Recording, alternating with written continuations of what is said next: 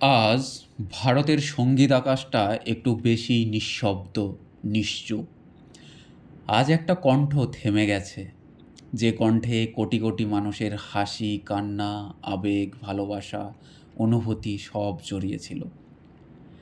হ্যাঁ, আমরা হারালাম আশা ভোঁসলেকে। ৯২ বছর বয়সে শেষ নিঃশ্বাস নিলেন তিনি।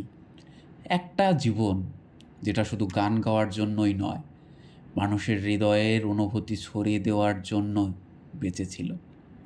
আজ সেই জীবনটাই থেমে গেল। আমরা যখন ভালোবেসেছি তার গান শুনেছি, আমরা যখন কেঁদেছি তার কণ্ঠ আমাদেরকে সান্ত্বনা দিয়েছে। আবার যখন আমরা একা হলাম তখন তার গানই আমাদের সঙ্গী হলো। তিনি শুধু একজন শিল্পী ছিলেন না, তিনি ছিলেন আমাদের জীবনের একটা বড় অংশ।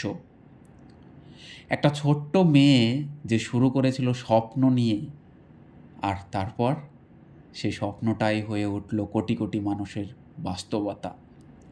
হাজার হাজার গান, অসংখ্য ভাষা, অগণিত স্মৃতি, সব তিনি প্রমাণ করে গেছেন কণ্ঠ দিয়ে ইতিহাস লেখা যায়।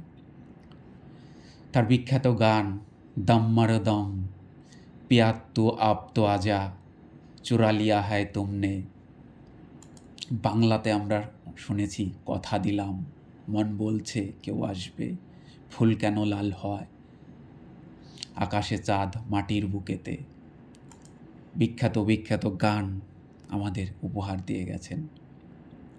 এই গানগুলো আর শুধু গান নয়, এগুলো এখন স্মৃতি। আর সেই স্মৃতির মানুষটা আজ চির নিদ্রায় নিদ্রিত।